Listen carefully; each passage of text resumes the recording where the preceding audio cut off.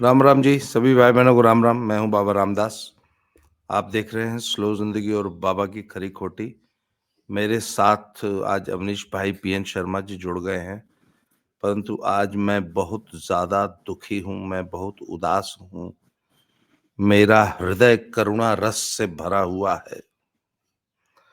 मतलब गंगा जमुना आंखों से बह रही थी, मुझसे अपने इमोशंस कंट्रोल नहीं हो रहे हैं। मुझे डर है कि मैं अभी भी आपसे बात करते करते कभी भी पुक्का फाड़ के रोने लगूंगा। पुक्का फाड़ के रोना पता है किसे कहते हैं? गांव के बच्चे बड़े एक्सपर्ट होते हैं पुक्का फाड़ के रोने में। मतलब मुंहवा पैसे पूरा खोल देते हैं ऐसे करके, नाक भी बहती है।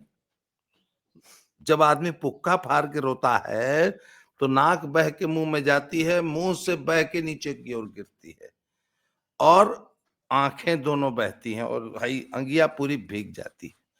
सर, सुबह सुबह मैंने इकरा हसन का वीडियो देख लिया।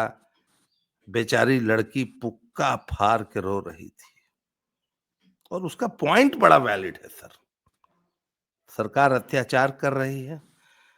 पहले तो कागज था नहीं, बड़ी मुश्किल से लड़की जो है कागज निकाल के लाई, जुटाई। अब गवर्नमेंट जो है देख नहीं रही है, अपलोड नहीं हो रहा है। उम्मीद पोर्टल ऐसा बना दी है वो चल भी नहीं करता है। मतलब क्या चाहते हैं ये सरकार, क्या चाहती है? हाँ, पहले था कागज नहीं दिखाएंगे, अब आप लोग बोल रहे हैं कागज नहीं देखेंगे। वक्फ प्रॉपर्टी का ऐसे ही रह जाएगी? हम्म। बताइए, कितनी सो देखिए, दुखद। नहीं नहीं, दुखद ठीक है। आप संवेदनशील व्यक्ति हैं, महात्मा आदमी हैं, तो आप जो है वो किसी भी इस धरती पर कोई भी जीव जंतु, मानव दानव, वो अगर दुखी हो तो उसके दुख से आप दुखी हो जाते हैं। ये हमारे यहाँ सनातन के महात्माओं और संत पुरुषों की एक दिव्य, भाई उनका एक चरित्र है। लेकिन सर, हम लोग भौतिकवादी व्यक्ति हैं, तो जरा भौतिकवादी बात कर लें। 5 तारीख तक उम्मीद से थी, नाम 5 का तारीख तक चुनाव उम्मीद थी। उम्मीद से थी। देखिए, हमारे यहाँ जो उम्मीद शब्द है ना, वो बड़े अलग अलग अर्थों में इसको इस्तेमाल किया जाता है। कई बार जब हमारे यहाँ लोग पैर भारी, आप जानते हैं, है ना, पैर भारी हैं फलाने के, तो फलानी हम्म उम्मीद से हैं। हम्म। तो जो वक्फ अमेंडमेंट जो नया आया है, उसके जरा 3 शब्दों 4 शब्दों पर ध्यान दीजिएगा। उसका पूरा नाम क्या है? Unified Waqf management, empowerment, efficiency and development act. ये 4 शब्द, मैनेजमेंट, एम्पावरमेंट, एफिशिएंसी और डेवलपमेंट, इन 4 पैरामीटर्स के तहत ये पूरा एक्ट बना हुआ है वक्फ का। 5 तारीख तक, मध्य रात्रि 5 तारीख, जो कि आज 8 तारीख हम लोग बात कर रहे हैं, 5 की रात 12 बजे तक उम्मीद पोर्टल पर सारे वक्फ प्रॉपर्टियों को उम्मीद से हो जाना था।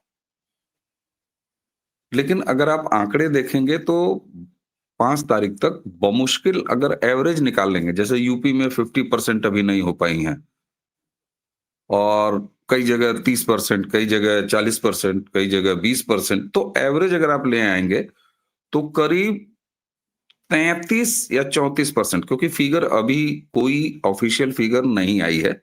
लेकिन जो अलग अलग अलग अलग जितने भी आंकड़े आए हैं, और एक मामला जो है वो सुप्रीम कोर्ट भी गया है, वो भी मैं बताऊंगा आपको। तो उस मामले से करीब ये मान के चलिए आपकी 35 यानी 65% के आसपास अभी भी उम्मीद पोर्टल पर नहीं चढ़ पाई।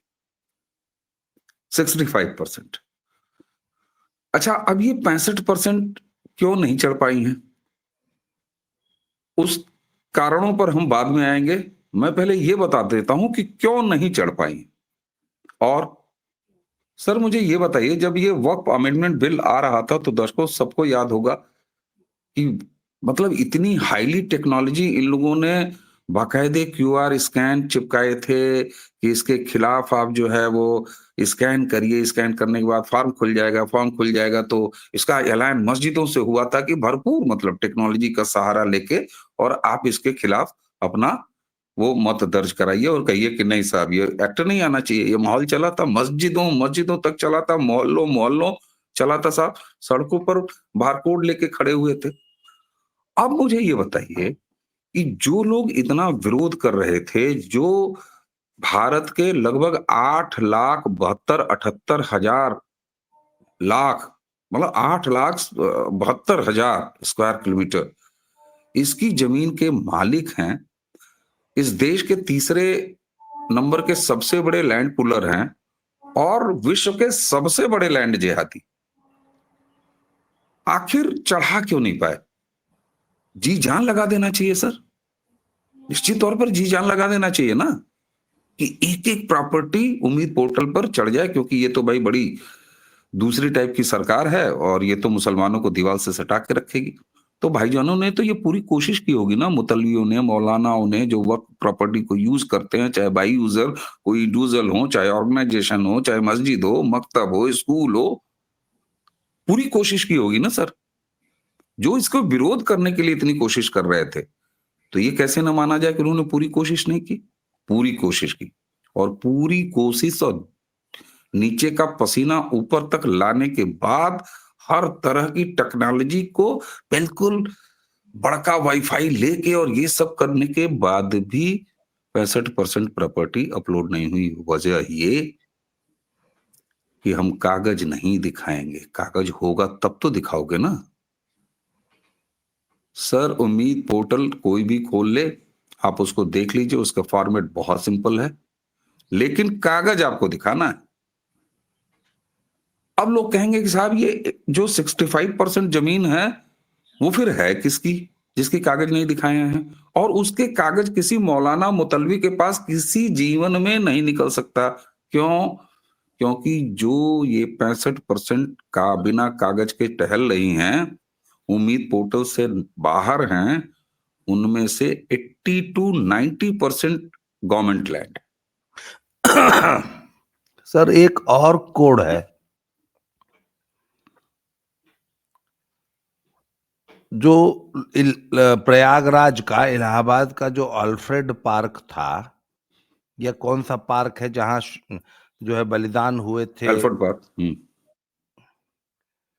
वहां पे एक बहुत बड़ी मस्जिद और 32 ठो मजार उग आई थी,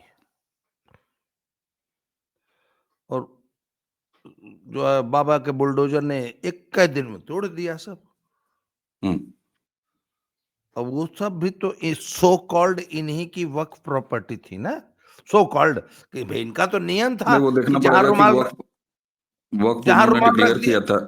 हाँ हाँ, वो एक प्रक्रिया होती है, ये इनका मोडस ऑपरेंडी है। पहले ये हाँ रुमाल रख देते हैं ऐसे ही 3 4 5, हाँ हाँ और फिर जब 4 5 3 8 10 वो रुमालें हो जाती हैं, उसके बाद फिर उस जमीन को वो कहते हैं कि हमने तो इसको वक्फ कर दिया। हम्म, अच्छा, जो वक्फ अमेंडमेंट एक्ट है उसको अगर याद दिलाऊं लोगों को, तो हम्म, रजिस्टर्ड डीड होनी चाहिए, या तो बैनामा हो, आपके नाम बैनामा हो, और जिससे आपने वक्फ कराया है उसने आपको बैनामा किया है बिना कोई पैसा लिए, तो फिर आप वो उसने कह दिया कि हमने वक्फ कर दिया और ये लो तुम्हारे लिए बैनामा कर दिया, अब यहां पर फलानी चीज हो गई। या तो ये हो बैनामा, और नहीं तो उस एक्ट में क्या था कि रजिस्टर्ड गवर्नमेंट डीड डीड हो। अगर डीड है आपके पास, जमीन भले आपकी मालकाना नहीं हो, डीड हो कि फलाने की जमीन उन्होंने वक्फ किया है और उस वक्त की प्रॉपर्टी को आपने गवर्नमेंट से रजिस्टर्ड करा रखा है, हम्म, तो सर ये बताइए फॉरेस्ट डिपार्टमेंट की जमीन का डीड कहां से मिल जाएगा? नगर पालिका की जमीन का डीड कहां से मिल जाएगा? बिल्कुल।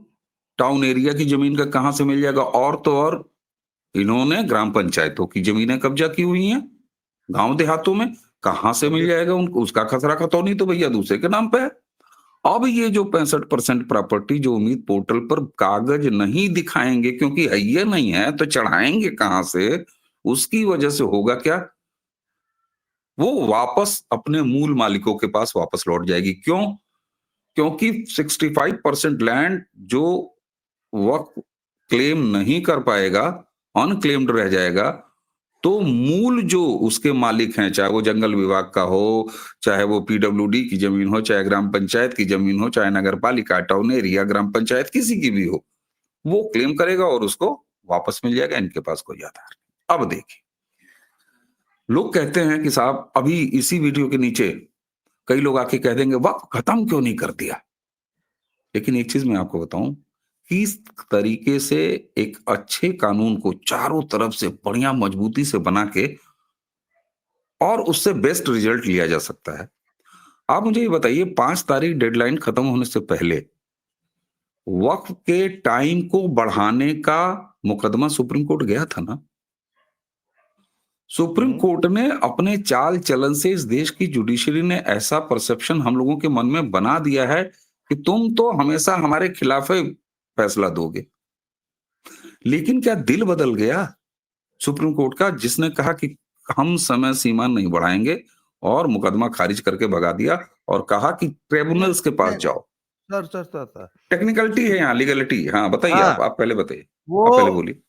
वो सुप्रीम कोर्ट के जुरिस्डिक्शन में ही नहीं है। मैं वही समय वहीं आ सीमा रहा हूं, बढ़ाने के लिए कानून में परिवर्तन होगा, मैं वो वहीं सिर्फ आ रहा हूं। पार्लियामेंट कर सकती है। बिल्कुल, मैंने इसीलिए कहा कि कैसे एक कानून मजबूत रूप से बनाया हाँ, जाए तो सुप्रीम कोर्ट का भी दायरा खत्म हो जाता है, उसके हाथ बन जाते हैं। सुप्रीम कोर्ट ने कहा नहीं, अमेंडमेंट एक्ट में है ट्राइब्यूनल्स में जाओ। अच्छा, वक्फ बोर्ड के लिए कोई सेंट्रल ट्राइब्यूनल नहीं है कि सारे लोग एक ट्राइब्यूनल में चले जाएं और मामला सॉल्व हो जाए। ट्राइब्यूनल सारे स्टेट के अलग अलग है। अब जिस राज्य में आप बैठ के इस समय बात कर रहे हैं, नहीं आजकल तो आप यूपी में हैं, अक्सर पंजाब में आप होते हैं, सबसे पहले ट्राइब्यूनल में 5 तारीख के बाद यानी 6 की सुबह 11-12 बजे तक पंजाब का वक्फ बोर्ड चला गया अपने ट्राइब्यूनल पे, और उन्होंने कहा कि वक्फ ट्राइब्यूनल के सामने कि साहब, और नेट नहीं चल रहा, ये जो कर रहे हैं नेट नहीं चल रहा, वेबसाइट नहीं खुल रहा, फलाने नहीं हो रहा, ढिकाने नहीं हो रहा है, और इसकी वजह से हमको टाइम दिया दिया जाए। और उन्होंने 3 महीने का टाइम दे दिया है।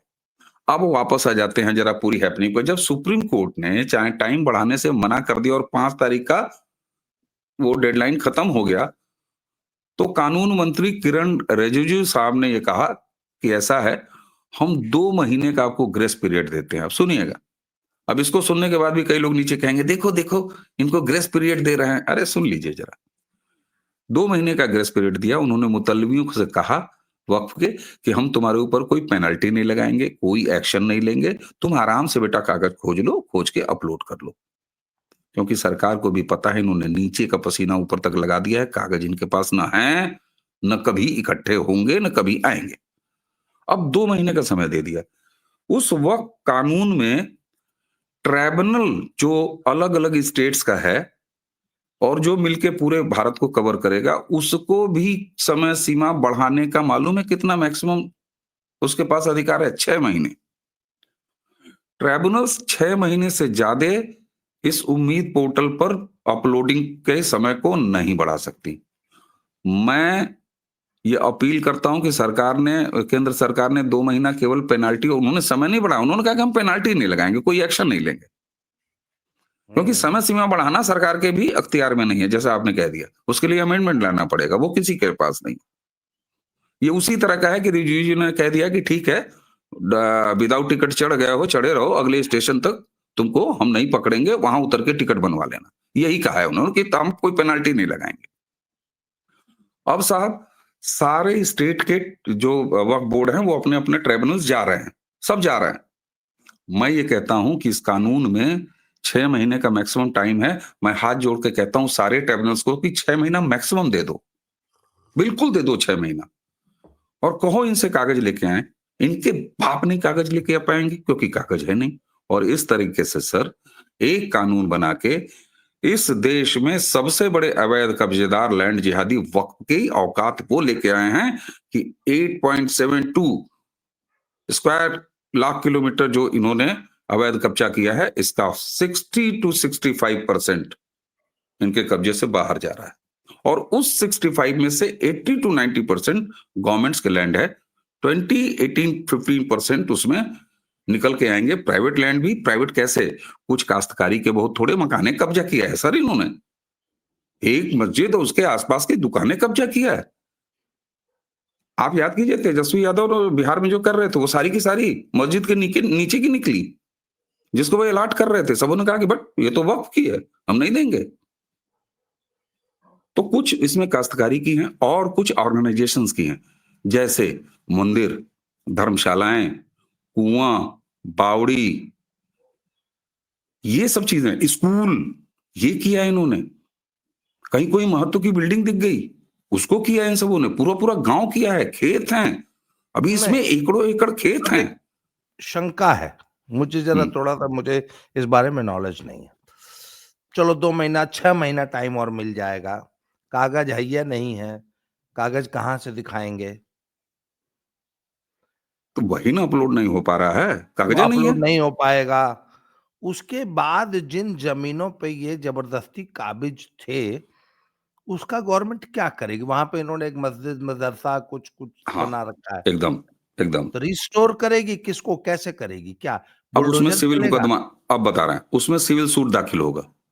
इसीलिए मैं किसके कह रहा हूं, खिलाफ? ये ऐसा नहीं है रातों रात हो जाएगा। अब जैसे जैसे मान किसके लीजिए खिलाफ? 65%, हाँ बता किस? रहे हैं, जिस जिस जो ओनर होगा, जैसे अगर राज्य सरकार का फॉरेस्ट की लैंड है और उस पर इन्होंने बनाया है तो फॉरेस्ट डिपार्टमेंट, अगर पीडब्ल्यूडी की है तो पीडब्ल्यूडी, अगर ग्राम पंचायत की है तो ग्राम पंचायत, नगर निगम की है तो नगर निगम, टाउन एरिया की है तो टाउन एरिया, नगर पालिका की है तो नगर पालिका, मतलब जो भी लैंड ओनर है या कोई प्राइवेट है, जो या कोई प्राइवेट है, ठीक, या कोई स्कूल है, या कोई मंदिर है, वो क्लेम करेगा। और वो अगर मान लीजिए खेत है, जैसे एक आया था कि वहां साउथ में वो गया बेचारा अपना खेत बेचने, तो पता चला कि उसका खेत तो उसका है या नहीं है, वो तो वक्फ हो गया है।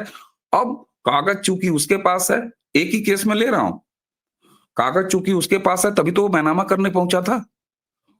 अब जब ये 65% के अंदर आ जाएगी, उसका कागज वक्फ वाले पास है नहीं, मुतलवी के पास, वो उम्मीद पर अपलोड होगा नहीं। और जब 6 महीने, मैं कहता हूं मैक्सिमम 6 महीने की लिमिट जब खत्म हो जाएगी, उसके बाद सुप्रीम कोर्ट के भी हाथ बंद हैं, खारिज करके टाइम तक नहीं बढ़ाया तो वो फिर और आगे क्या एंटरटेन करेंगे, क्योंकि कानून इतना मजबूत बना हुआ है। अल्टीमेटली वो बंदा एक दिन वापस जाएगा 6 महीने के बाद और जाके अपना कागज दिखाएगा और कहेगा ये लैंड हमको दो। इस तरीके से होगा, फिर वो सिविल सूट्स होंगे। मैं ये नहीं कह रहा हूं कि रातों रात हो जाएगा, लेकिन आप सोचिए सर, दशकों में इन्होंने तीसरे नंबर के सबसे बड़े लैंड ओनर बने लैंड जिहाद करके, और उसके मुक्ति का इतना मजबूत रास्ता कि आज सुप्रीम कोर्ट भी तारीख तक नहीं बढ़ा सकती है। आप सोचिए, तारीख तक नहीं बढ़ा सकती, जबकि ये तो छोटा सा हेल्प है, ये तो कर देना चाहिए, और मिल जाया करती हैं। यहां कोर्ट रात में खुल जाती है। सर, अब आपको समझ में आना चाहिए कि मौलाना मदनी बिना किसी मौसम के बरसात क्यों लेके आया जिहाद का। उसने क्यों कहा, उसने याद कीजिए, उसने कहा कि जब हमको बहुत सताया जाएगा, अन्याय होगा तो जिहाद होगा। और कहा आप लोगों ने जिहाद को बदनाम किया है। जरा शब्द पकड़िएगा, उसने कहा आप लोगों ने जिहाद को बदनाम किया है, आप लोगों ने जिहाद को थूक जिहाद, लव जिहाद, और उसी से मैं कहा लैंड जिहाद, इन नामों से आपने जिहाद को बदनाम कर दिया है, जबकि जिहाद बड़ा पवित्र शब्द है। ये वक्त से उपजी हुई आह है, उसको एक नकाब चढ़ा के और मुस्लिम विक्टिम कार्ड। और यही वजह है कि अखिलेश के सांसद सदन में जिहाद क्यों, क्योंकि इनका सबसे बड़ा कांड लैंड जिहाद, इस जमीन पर कब्जा, भारत की भूमि पर अपना मालिकाना हक, जो सबसे बड़ा इनका गजवाए हिंद का एक सबसे कारगर इनका जो हथियार था लैंड जिहाद, उसको आपने उसकी नसबंदी की है। और इस एक्ट ने उसका कांड लगाया है। और जो कोई ये कहे कि इससे कुछ नहीं होगा, मैं उनसे एक सवाल पूछूंगा, जिस सुप्रीम कोर्ट ने 5 तारीख को उम्मीद पोर्टल पर टाइम लिमिट नहीं बढ़ाई, फिर कैसे, किन आधार पर आप कह रहे हैं कि कुछ नहीं होगा? ये जान रहे हैं सर कि कितना मजबूत कानून बना हुआ है। और ऑटोमेटिकली सर, आप किसी को खत्म क्यों करेंगे? जरूरत ही नहीं है, बिना मतलब। कागज है ही नहीं है, अवैध हैं ये, जानते ये भी हैं, जानते आप भी हैं। जब जानते ये भी हैं, जानते आप भी हैं, तो कागज अच्छा, कानून अच्छा बना दीजिए, सारा फिल्टर होकर चला जाएगा। तो आज 65% आबाद है। मैं ये नहीं कह रहा हूं रातों रात हो जाएगा। 6 महीना ट्रिब्यूनल्स के पास शक्ति है। और अब मैं आपको नहीं, सूचना दे दूं, पंजाब सबसे पहले गया है, अब यूपी भी गया, सारे मुतलवी जा रहे हैं, सारे मुतलवी जा रहे हैं, और सर 6 महीना मैक्सिमम मिल जाएगा इनको।